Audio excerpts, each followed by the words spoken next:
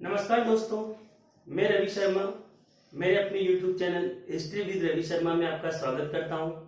दोस्तों, पिछले वीडियो में हमने ऋग्वैदिक काल की भौगोलिक स्थिति और राजनीतिक और प्रशासनिक व्यवस्था के बारे में पढ़ा था। इस वीडियो में हम ऋग्वैदिक काल की सामाजिक, आर्थिक और धार्मिक व्यवस्था के बारे में चर्चा करेंगे।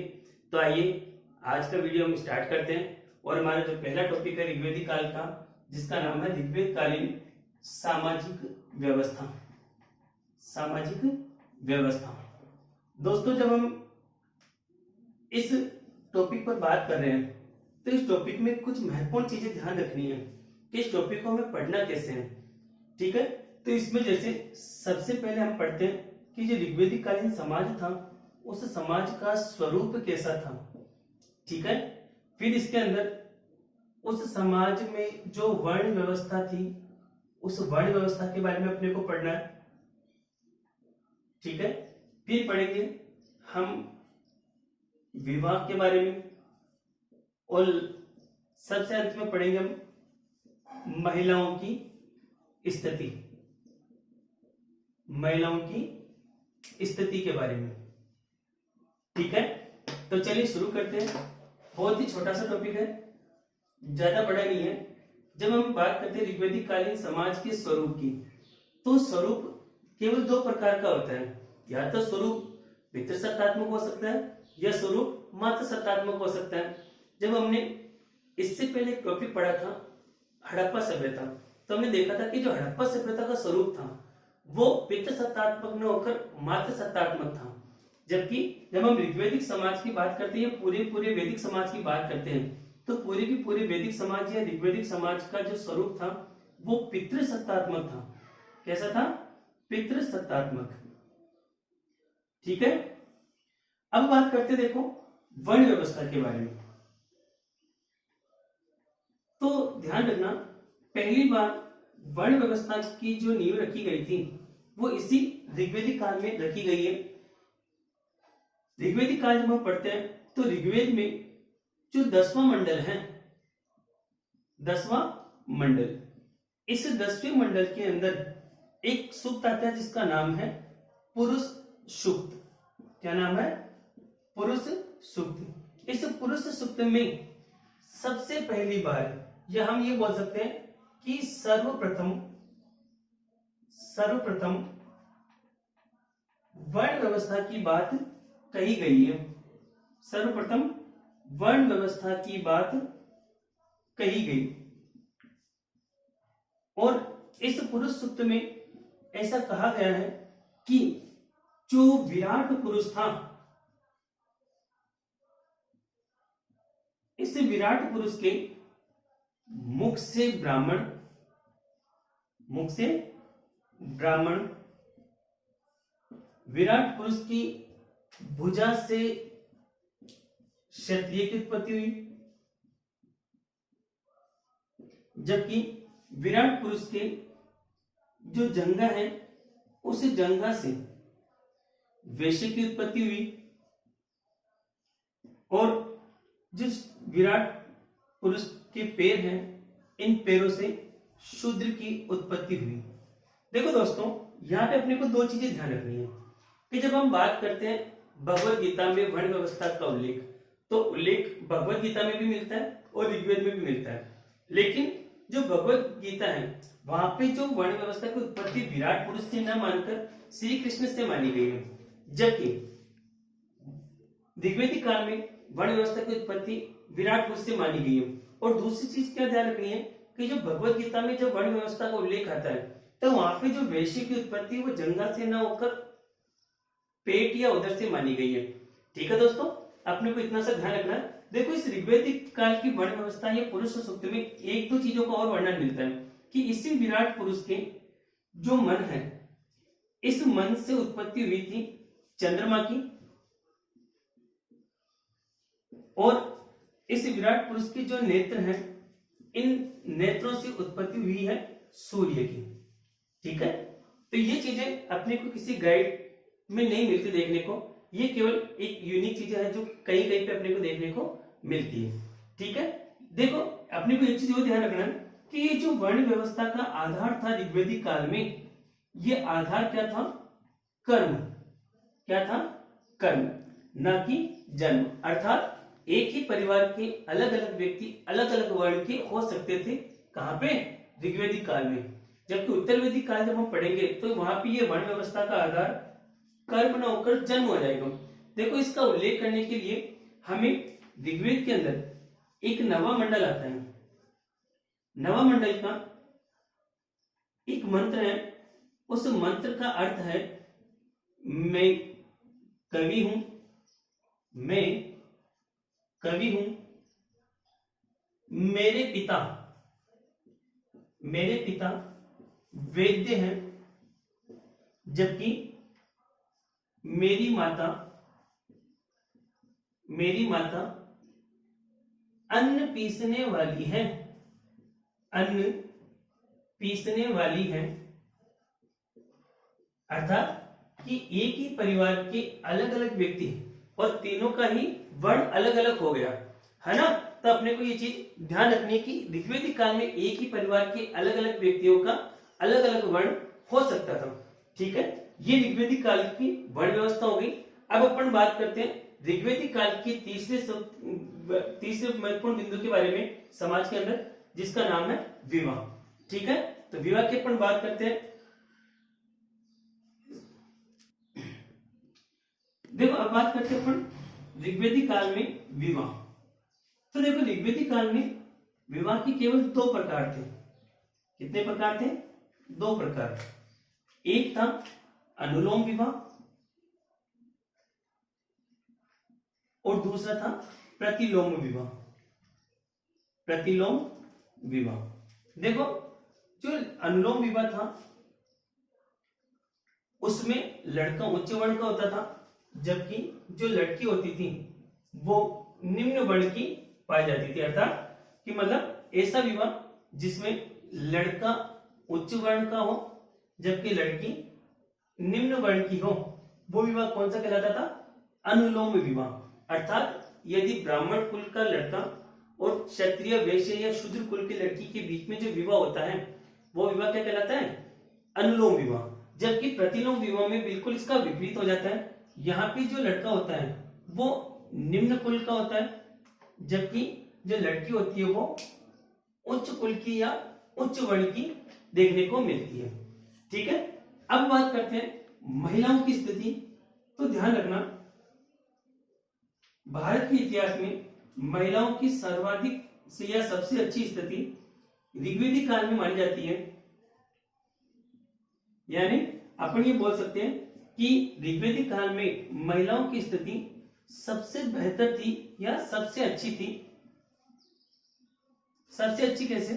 कि महिलाओं को विधवा विवाह की अनुमति थी, पुनर्विवाह की अनुमति थी, विधवा पुनर्विवाह की अनुमति थी, नियोग प्रथा की अनुमति थी, महिलाएं सभा, समिति, विदत जैसी प्रतिष्ठित संस्थाओं में हिस्सा लेती थी, यज्ञ में पुरुष के साथ सहभागी बनती थी। ठीक है, और इतना ही नहीं, ऋग्वेदिक काल में कुछ प्रमुख विदुषी महिलाओं के नाम भी हमें देखने को मिलते हैं, और ये नाम जो मिलते हैं वो मिलते हैं ऋग्वेद के 8वें मंडल में। यानी ऋग्वेद के 8वें मंडल में हमें कुछ विदुषी महिलाओं के बारे में जानकारी मिलती है, जैसे लोपा, मुद्रा, घोषा, अपाला, शची, पलोमी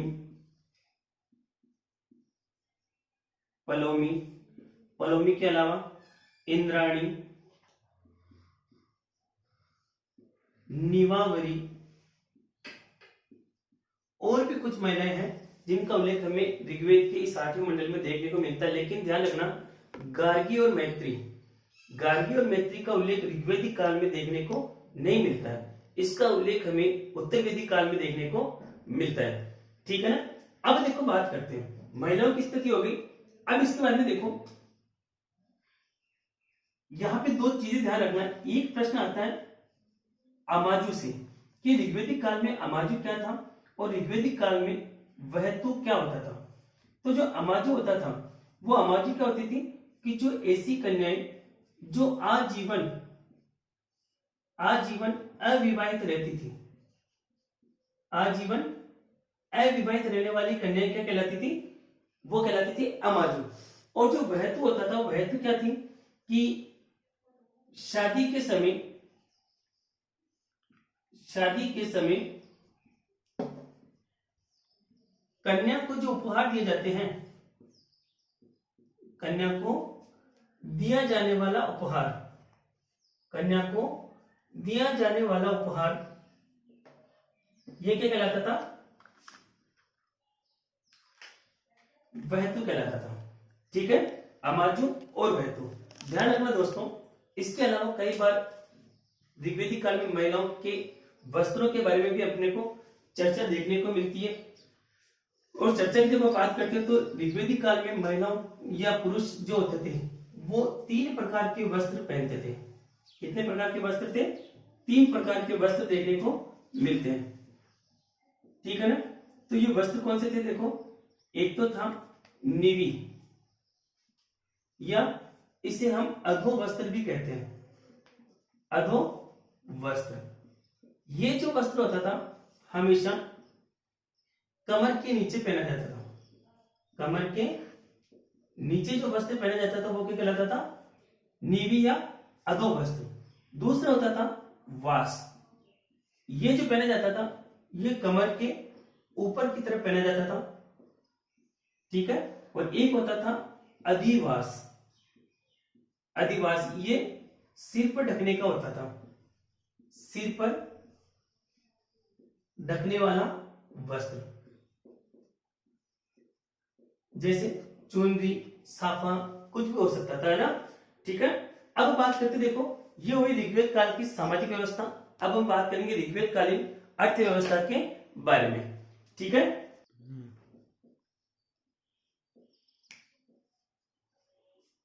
ठीक है, देखो भाई, ऋग्वेद कालीन अर्थव्यवस्था की, आर्थिक व्यवस्था की जब अपन बात करते हैं, कॉन्फ्रेंस, देखो अर्थव्यवस्था की जब अपन बात करते हैं तो ऋग्वेद कालीन अर्थव्यवस्था में 2 चीजें ध्यान रखनी है कि एक तो ऋग्वेद कालीन प्रमुख व्यवसाय, प्रमुख व्यवसाय। तो जब प्रमुख व्यवसाय की बात करते हैं तो ऋग्वेदिक काल में प्रमुख व्यवसाय जो था वो पशुपालन था। क्या था? पशुपालन।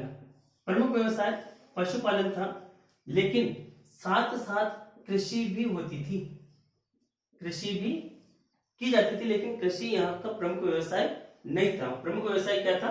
पशुपालन। ध्यान रखना, पशुपालन में भी अपने को 2 चीजें ध्यान रखनी है, एक तो प्रमुख पशु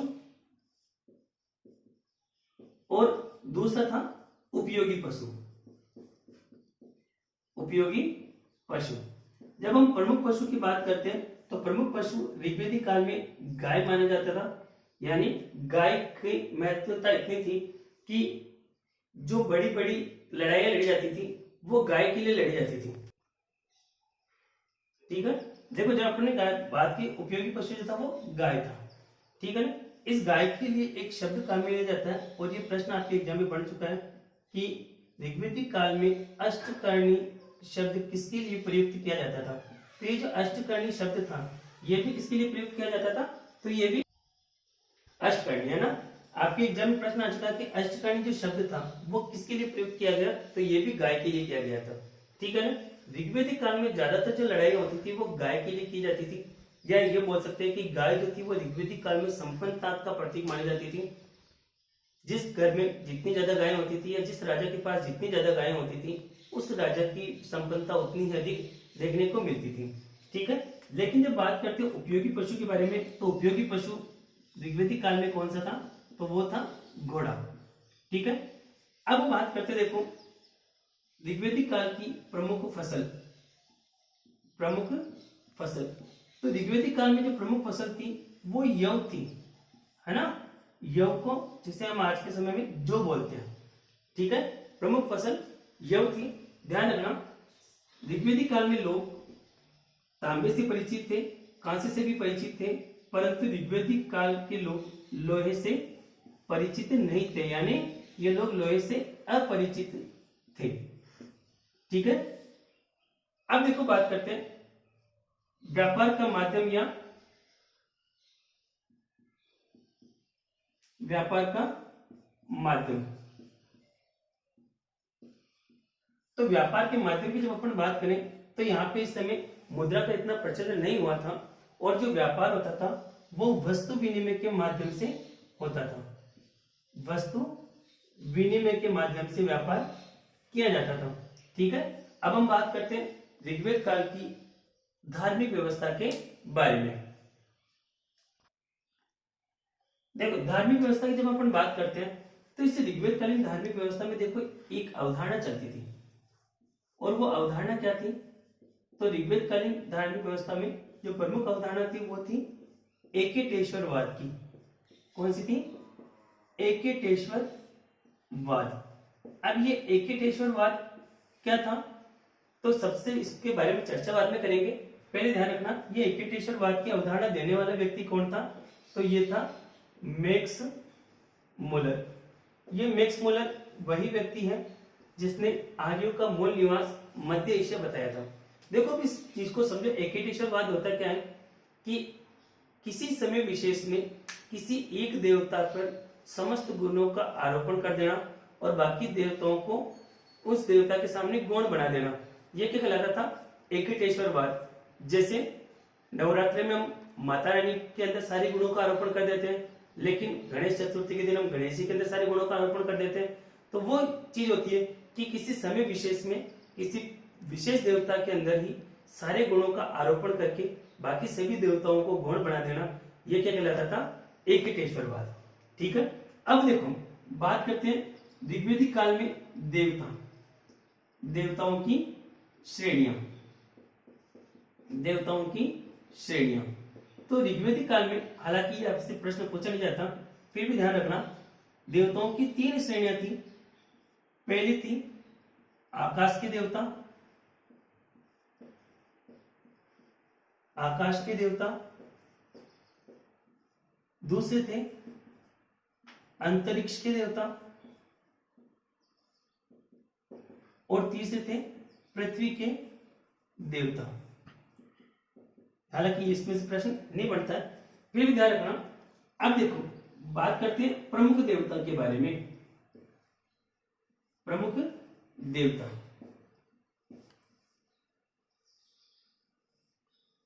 देखो ऋग्वेदिक काल का जो प्रमुख देवता था वो इंद्र था। क्या था? इंद्र। ठीक है ना। इसकी उपासना में ऋग्वेद में 250 सूक्तों का प्रयोग किया गया है। ध्यान रखना। अब यहाँ पे एक चीज ध्यान रखना कि जब बात करें ऋग्वेदिक काल में सबसे ज्यादा सूक्त किस देवता के हैं, तब तो इंद्र जा सकता है। लेकिन अगर एग्जाम में इंद्र ना पूछा गया कि ऋग्वेद में सबसे ज्यादा सूक्त किसके लिए प्रयुक्त हुआ है, तो वहां पे आपको विकल्पों में इंद्र भी दिखेगा, लेकिन वहां पे इंद्र सही नहीं जाएगा। वहां पे जो सही जाएगा वो जन जाता है, जिसकी बारे में ऋग्वेद में 275 सूक्तों का प्रयोग किया गया है। ठीक है ना। जबकि इंद्र की उपासना में केवल 250 सूक्त है। लेकिन जब देवता पूछे तो आपको इंद्र सही कर देना है, लेकिन देवता विकल्प में प्रश्न में नहीं पूछा गया है, तो आपको इंद्र विकल्प में सही नहीं करना है, वहां पे सही क्या जाएगा? जन। ठीक है। देखो भाई, इसके बाद में बात करते हैं वरुण की, सबसे महत्वपूर्ण देवता। और अगर प्रश्न आएगा तो यहां से पूछने की सबसे ज्यादा संभावना रहती है। तो वरुण की जब अपन बात करते हैं तो देखो एक ईरानी ग्रंथ है जिसका नाम है जेंद अवेस्ता। क्या नाम है? जेंद अवेस्ता। ध्यान रखना, यह ग्रंथ एग्जाम में पूछा जाता है कि ऋग्वेद की तुलना किस ईरानी ग्रंथ से की जाती है, तो उस ईरानी ग्रंथ का नाम क्या है? जेंद अवेस्ता। बार बार पूछा जाने वाला प्रश्न है और सबसे अच्छा प्रश्न है जो एग्जाम में आता है। ठीक है ना। इस ईरानी ग्रंथ जेंद अवेस्ता में वरुण के लिए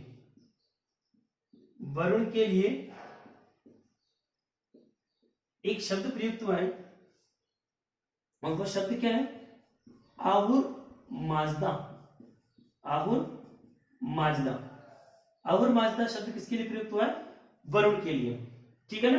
देखो, इस वरुण के बारे में एक प्रश्न आता है किस वर्ण को ऋतस्य गोपा, ऋतस्य गोपा कहा जाता है। ऋतस्य गोपा शब्द किसके लिए प्रयुक्त होता है? तो ये प्रयुक्त होता है वरुण के लिए, ठीक है ना। अब ये ऋतस्य गोपा क्या है?